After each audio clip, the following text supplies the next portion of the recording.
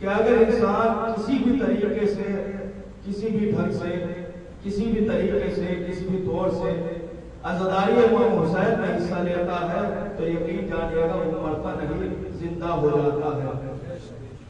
وہ مرتا نہیں ہے بلکہ زندہ ہو جاتا ہے۔ اس لیے ہمارے یہاں مردہ نہیں کہتے، مرحوم کہا جاتا ہے، مرحوم کہا جاتا ہے کہ رحمت نازل ہو۔ تو ایسا گرامی بس گزارش یہی ہے کہ ایک مرتبہ سورہ حمد اور 3 مرتبہ سورہ توحید کی تلاوت فرما کر علی جعفر ابن واحد حسین اور مولانا اقرار صاحب کی روح کو احسان فرمائیں۔ اللہم صلی علی محمد و آل محمد، اللہم صلی علی محمد و آل محمد۔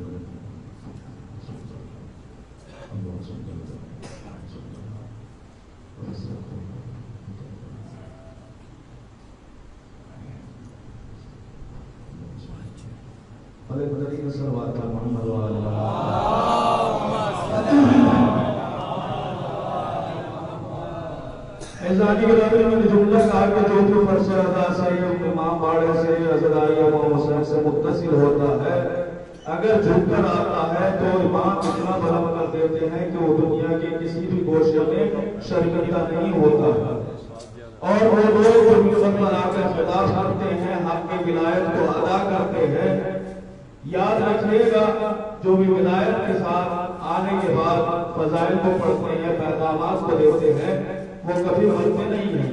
اب دو مصرے آپ نے خورشید صاحب کو بھی سنا، حسین صاحب کو بھی سنا، اب میں خدائے شکر کے 2 مصرے پڑھ رہا ہوں کہ جو منبر پر آتا ہے اس کی عظمت کیا ہے، اس کی بلندی کیا ہے، اس کی فضیلت کیا ہے۔ خدائے شکر فرماتے ہیں کہ منبر پہ قدم دوش حضرت کا عالم، منبر پہ قدم دوش حضرت کا عالم، اور کیا چاہیے؟ تخت ملا، تاج ملا، اور کیا چاہیے؟ تخت ملا، تاج ملا۔ تو ایزانی گرامی بس میں اپنی بات کو آغاز کر رہا ہوں۔ اللہ قرآن مجید کے اندر ارشاد فرماتا ہے، بسم اللہ الرحمن الرحیم، والضحیٰ واللیل اذا سجا، ما ودعک ربک وما قلی، وللآخرۃ خیر لک من الأولی۔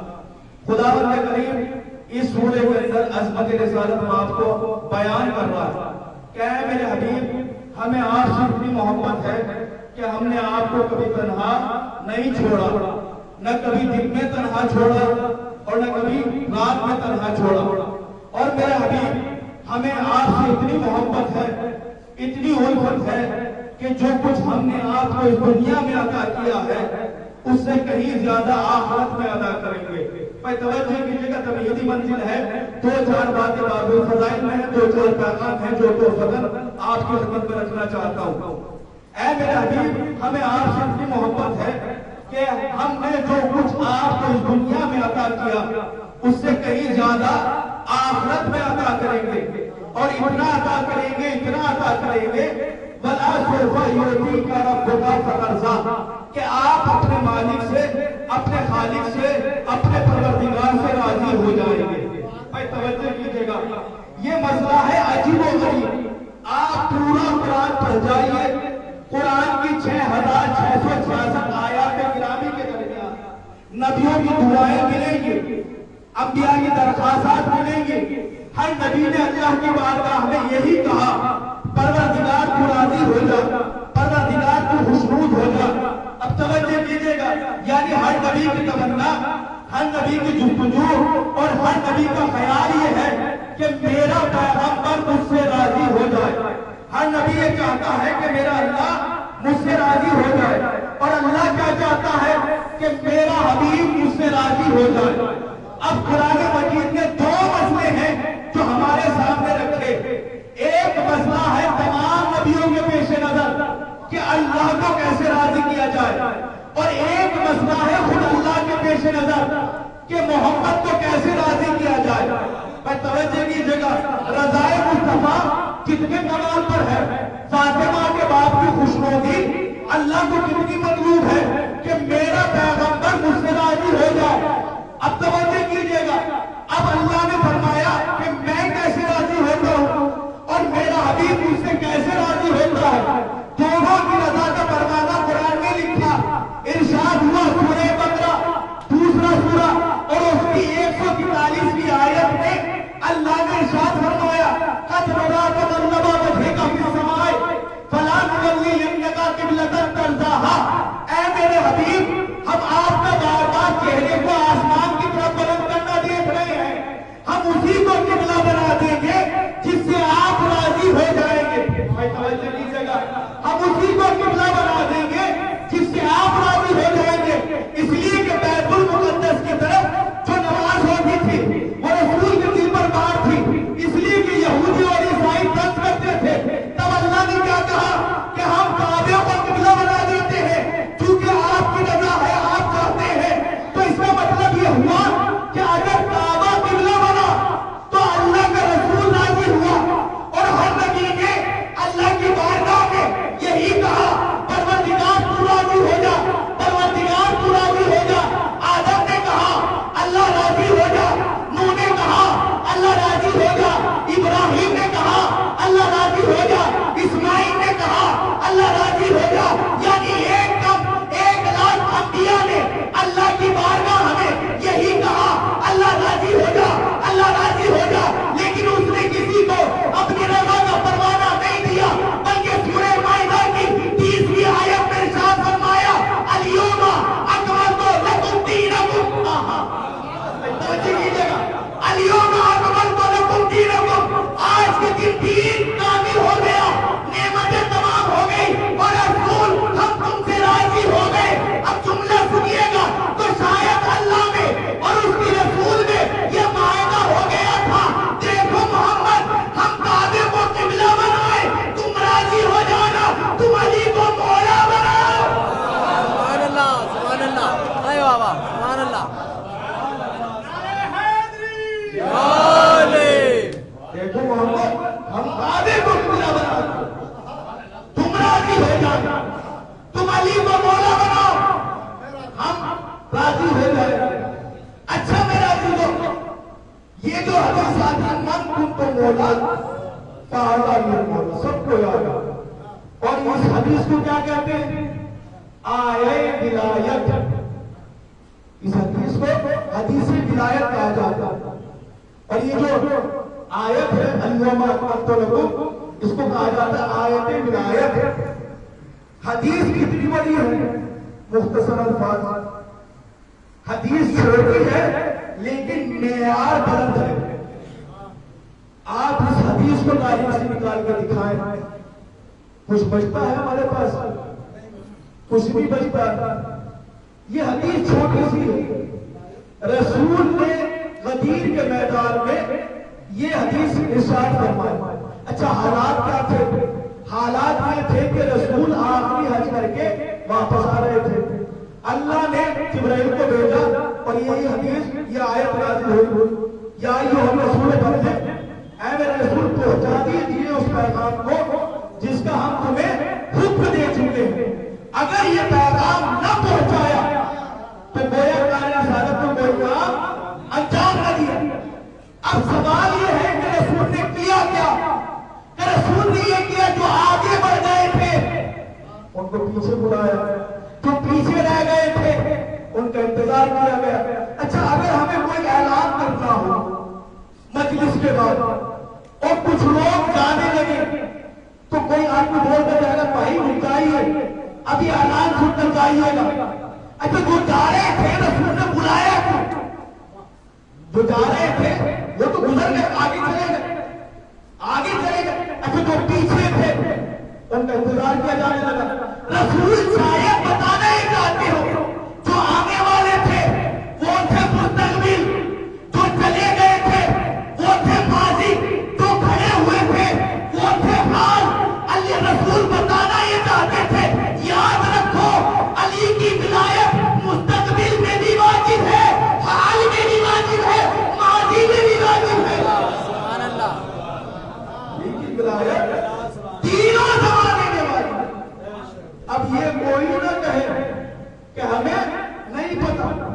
اچھا حدیث مختصر ہے اور معیار کتنا بلند ہے کہ راوی ملے سوارات حاجی، سارے نمازی پرہیزگار متقی سر منڈوا کر آئے ہیں، احرام پہن کر آئے ہیں، حج بیت اللہ کر کر آئے ہیں، سب کو روک دیا گیا۔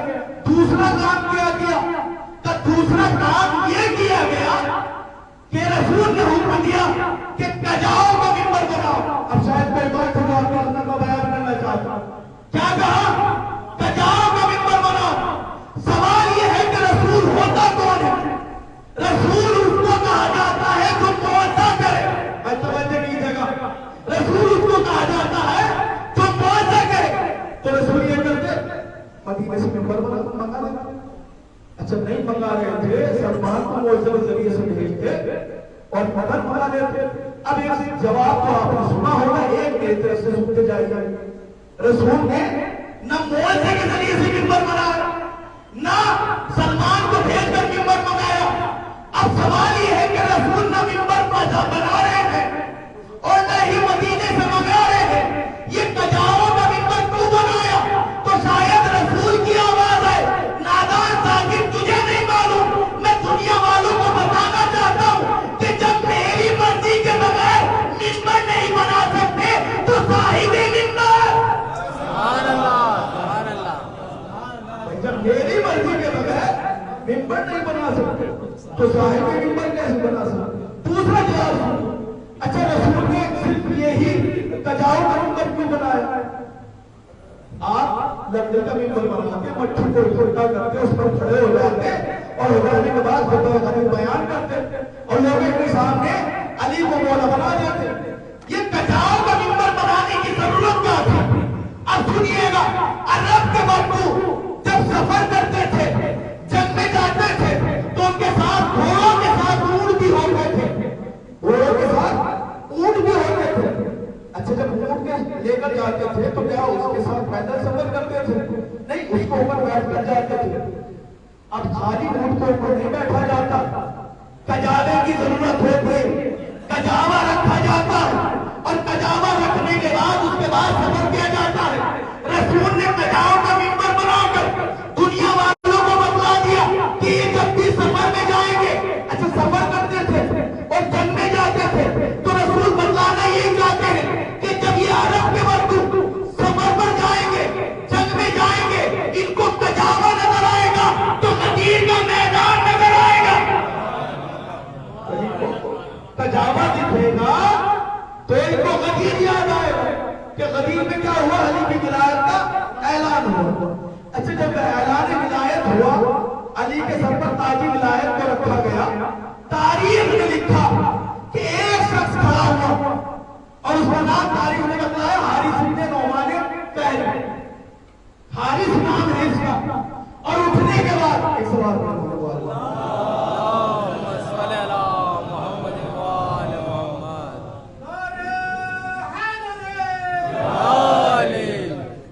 وہ اٹھا اور اٹھنے کے بعد اس نے ایک سوال کیا۔ سوال کیا تھا کہ یا رسول اللہ یہ بتائیے کہ آپ نے اعلان ولایت علی اپنی طرف سے کیا یا اللہ کی طرف سے؟ میں توجہ کیجیے گا، اپنی طرف سے کیا یا اللہ کی طرف سے؟ رسول نے کہا کہ اگر اپنی طرف سے کیا تو کیا، اور اگر اللہ کی طرف سے کیا تو کیا؟ کہ اگر آپ نے اللہ کی طرف سے کیا ہے تو مجھے دلیل میں عذاب چاہیے، اور اگر آپ نے اعلان ولایت اپنی طرف سے کیا تو آپ معاذاللہ سچے نہیں، جھوٹے ہیں۔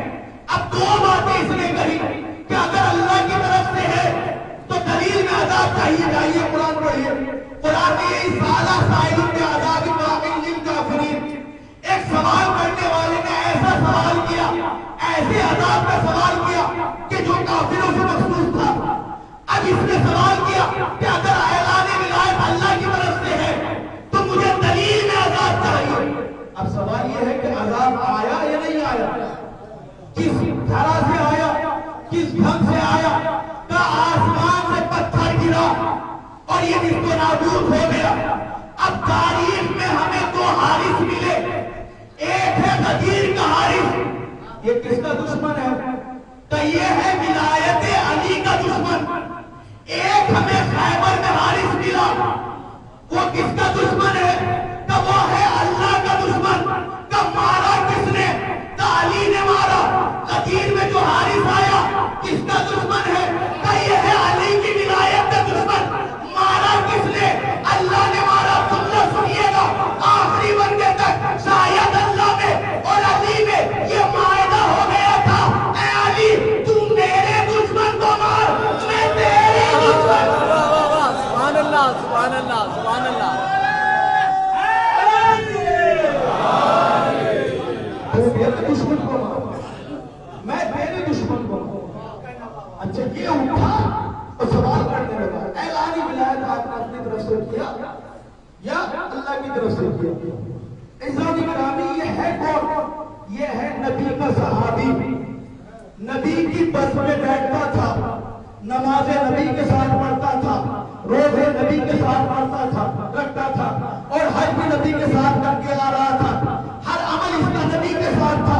آج دنیا والے کہتے ہیں، شیعہ لوگ صحابہ کو برا کہتے ہیں۔ یاد رکھیے گا ہم برے کو صحابی نہیں کہتے اور صحابی کو برا نہیں کہتے۔ اور ایک جملہ اور سن لیجئے، وہ شیعہ ہو ہی نہیں سکتا جو عظمت صحابہ کو نہ جانے۔ بھائی توجہ کیجئے گا، ایک جملہ ہے میرا کا جو آپ کے اندر میں دے رہا ہوں، وہ شیعہ ہے ہی نہیں جو صحابہ کو عزت نہ دے۔ شیعہ ہوتا ہی وہ ہے جو صحابہ کی عزت کرے، اس لیے کہ صحابہ کون ہے؟ اگر نبی کے ساتھ ہو تو قرآن کے پارے ہیں، زمین پر ہو تو ہدایت کے مینارے ہیں، آسمان پر ہو تو ستارے ہیں۔ یہی صحابہ اگر اہل بیت کے ساتھ ہو تو سب کے سب ہمارے۔ سبحان اللہ سبحان اگر اہل بیت کے ساتھ، سوال کیا کیا؟ آپ نے اعلان ولایت اپنی طرف سے کیا یا اللہ کی طرف سے؟ اب رسول نے کہا کہ اگر اپنی طرف سے کیا تو کیا، اور اگر اپنی اللہ کی طرف سے کیا تو کیا۔ اگر آپ نے اللہ کی طرف سے کیا ہے تو مجھے دلیل میں آزاد چاہیے، اور اگر آپ نے خود سے خلیفہ بنایا ہے، ولایت کا تاج سر پر رکھا ہے، تو معاذاللہ سبحان اللہ آپ سچے نہیں جھوٹے ہیں۔ یہ کس نبی کو جھوٹا کہہ رہا کہ جس کو ابو جہل نے سچا کہا، جس کو ابو لہب نے سچا کہا، جس کو عتبہ نے سچا کہا، جس کو شہبہ نے سچا کہا، یہ اس نبی کو جھوٹا کہہ رہا ہے؟ تو کیا یہ رسول کی آنت کر رہا ہے؟ اب جملہ سنیے گا آخری پر تک، کیا رسول کی توہین کر رہا؟ نہیں، یہ رسول کی توہین نہیں کر رہا، رسول کی آنت نہیں کر رہا، بلکہ خلافت کا مرتبہ بتلا رہا ہے کہ خلافت اتنا بڑا منصب ہے کہ ایک سچا نبی اگر اپنی طرف سے خلیفہ بنا دے تو وہ بھی جھوٹا ہو جاتا ہے۔ بھائی توجہ کیجئے گا، اگر سچا نبی اپنی طرف سے خلیفہ بنا دے تو وہ بھی جھوٹا ہو جاتا ہے۔ تو تعلیم کیوں نہیں پڑھتے جب سچا نبی اپنی طرف سے خلیفہ بنانے پر جھوٹا ہو سکتا ہے تو جس کو جھوٹے مل کر بنائے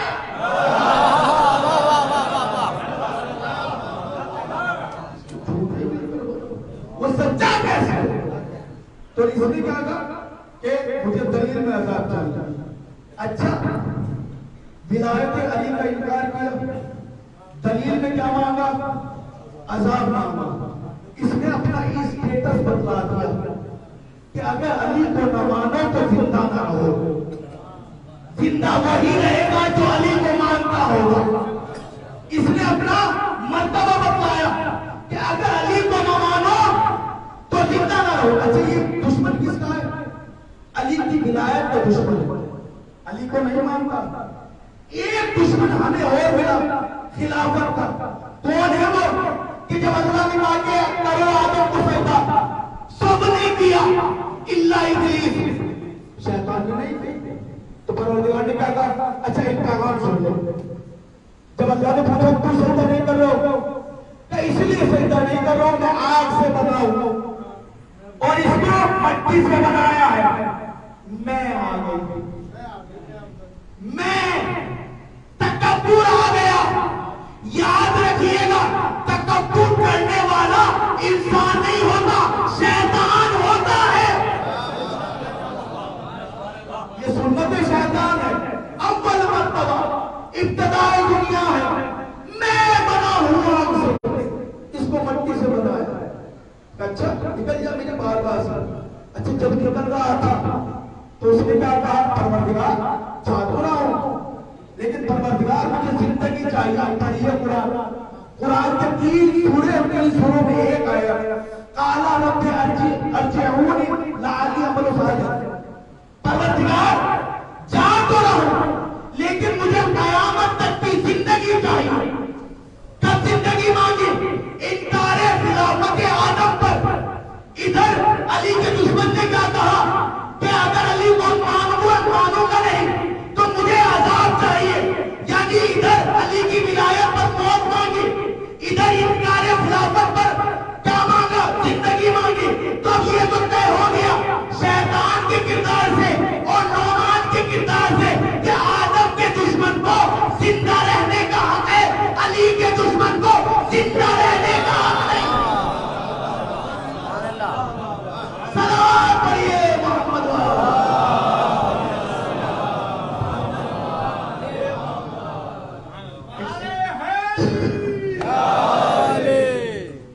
ایک سوال بہت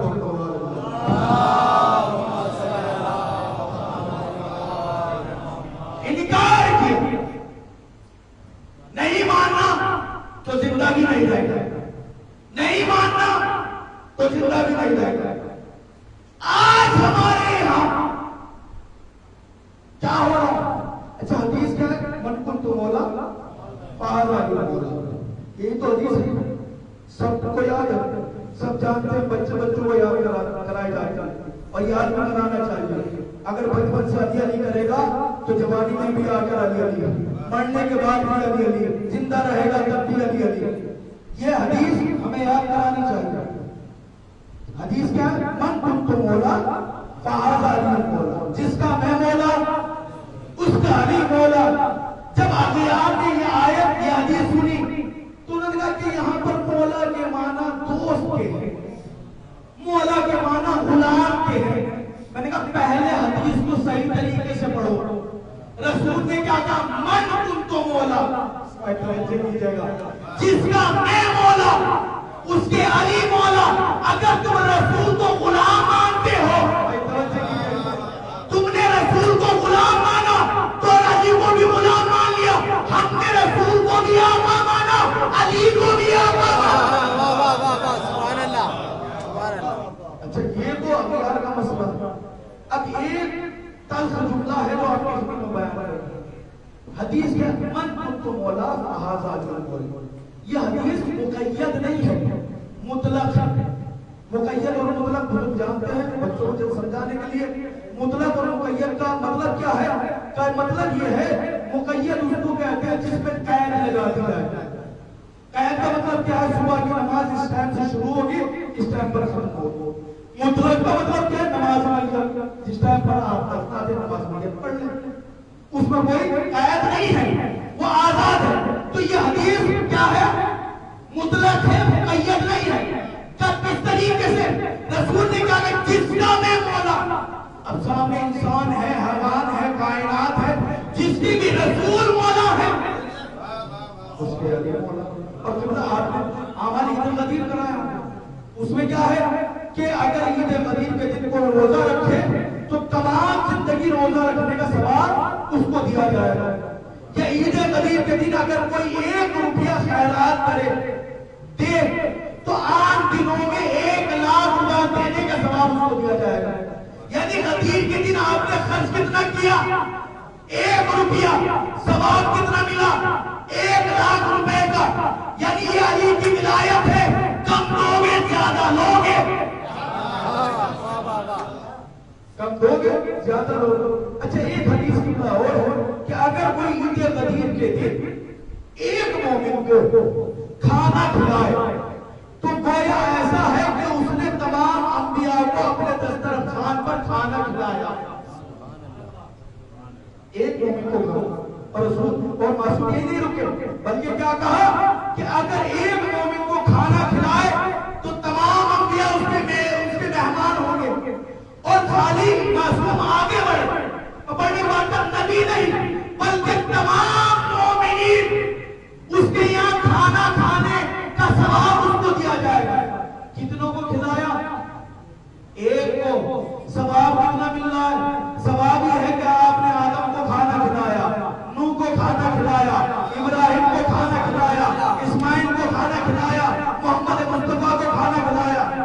آ جائیے مومنین پر جتنے بیٹھے ہیں سب کو کھانا کھلانے کا ثواب آپ کو ملے گا. اب ایک صاحب ہے کہ غدیر جو ہے وہ علی علی کر کے منا لیتے، بس غدیر کے خود نہیں سمجھتے، بس کچھ بولیے کپڑے پہنیے، اسی چیز کا نام غدیر ہے. فلسفہ ولایت کو سمجھیے، نظام ولایت کو سمجھیے. اچھا مسئلہ ہمارے یہاں بھی ایک ہو گیا ہے، تقلید تو کرنی ہے. اب ایک چیز میں کہوں گا معذرت کے ساتھ، میں خود نماز پڑھاتا ہوں، تبلیغ کرتا ہوں. تبلیغ تو کرنی رہے. کتنی تبلیغیں ہو رہی ہیں منبر سے، کتنے بڑے بڑے ذاکر آ کر تبلیغ کر رہے ہیں. معاشرے میں سدھار ہو رہا ہے، ہو رہا ہے. بچے بزرگوں کا احترام کر رہے ہیں. تبلیغ تبلیغ تبلیغ یاد رکھیے گا، تبلیغ وہی کامیاب ہے جس میں ولایت ہو. اب جملہ کہہ رہا ہوں، شاید آپ لوگ سنبھال لیں. تبلیغ وہی کامیاب ہے جس میں ولایت ہو. اگر تبلیغ کے ساتھ ولایت علی نہیں ہوگی تو دنیا والے دہشت گرد کہیں گے، مسلمان نہ گئے.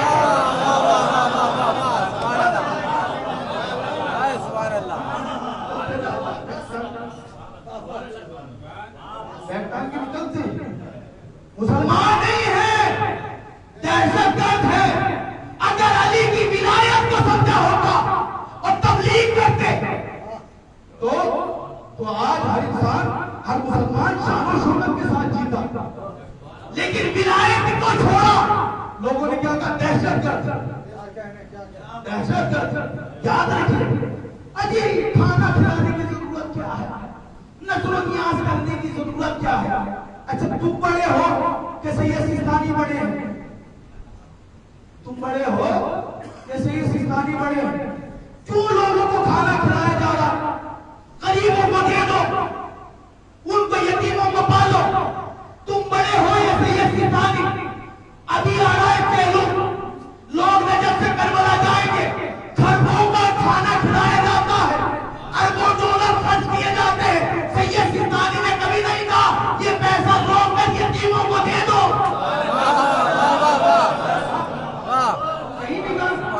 یتیموں کو دو.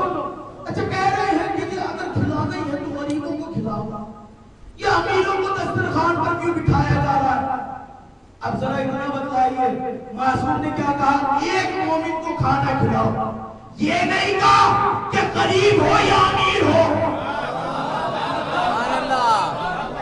یہ نہیں کہا کہ غریب ہو یا امیر ہو. اچھا آگے بڑھو، جاؤ سب کے سب چہلم کرنے کربلا، ظاہروں کو کھلاتے ہیں. کوئی امیر آتا ہے، کوئی غریب آتا ہے، کھلایا جاتا. تم کون ہو کہنے والے؟ شریعت کی ٹھیکیداری تمہارے سر کے اوپر ہے. ارے تو ٹھیکیدار بیٹھے انہیں تو کبھی نہیں روکا. اتنے کروڑوں کی تعداد میں لوگ جا رہے ہیں، اربوں ڈالر کھربوں ڈالر خرچ کیے جا رہے ہیں. کوئی نہیں روک رہا. 4 مرد موجود تھے، اب تو ایک کا انتقال ہو گیا. اب بھی 3 مراجع بڑے موجود ہیں نجف کے اندر، کوئی نہیں روکتا. بلکہ یہ کہا جاتا جتنا ہو سکتا ہے ظاہر امام حسین کے لیے اچھے سے اچھا بندوبست کرو. کیوں کہہ رہے ہیں؟ تم آج بڑے لفظ پڑھ لیے تو تمہیں یاد آ گیا، یقین یاد آ گیا. اچھا ایک جملہ کہہ دوں میرے لیے ہے اور قبلہ کے لیے. عزاداری میں خرچ ہوتا ہے تو یقین یاد آتے ہیں. مولانا کو لفافے میں کچھ نظر نہیں آتا. جب لفافہ ملتا ہے تو کہہ دے بھیا اگر 50 کا وعدہ تھا تب دے دو، 40 یتیموں کو دے دو. یہ عزاداری میں اتنا خرچہ کیوں ہو رہا ہے؟ کیوں کھلایا جا رہا ہے؟ نام حسین پر جب کھلایا جا رہا ہے تو تمہارے درد کیوں ہو رہا؟ تم بھی تو بیٹھ کر کھانا کھاتے ہو. جب سب کے لیے کھانا ہوتا ہے، جو مولانا مجلس بناتے کھاتے کہ نہیں کھاتے؟ سب کے سب کھاتے. تو جب کھانا کھاتے تو کبھی نہیں کہا یہ کھانا ہوتا اگر یتیموں کو دیا. نہیں کہا جاتا. خود بیٹھ کر کھاتے ہو یتیموں کو کھلاؤ، امیروں کو نہ کھلاؤ. عجیب فلسفہ. بے تکی تبلیغ نہ کرو، وہ تبلیغ کرو جو عمل میں آ جائے. اگر عمل میں تبلیغ نہیں آ رہی ہے تو پھر اس تبلیغ کا کوئی فائدہ نہیں ہے. یاد رکھیے گا.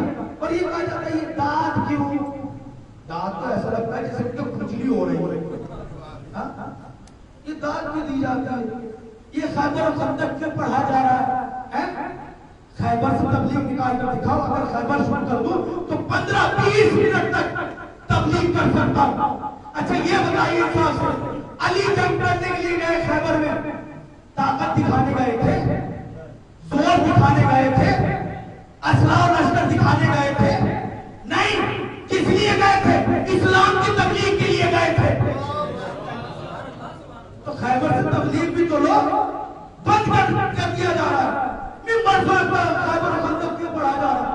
یاد رکھیے گا جملہ کہہ رہا ہوں، اگر خیبر و خندق کو بند کر دیا گیا تو آنے والی نسل بزدل پیدا ہوگی. واہ واہ واہ واہ، سبحان اللہ سبحان اللہ سبحان اللہ.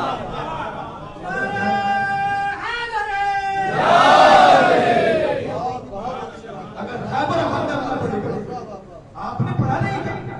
عمر اپنے جبل کے سینے پر علی سوار ہوا، تو آپ نے ڈال دیا، علی اتر گئے.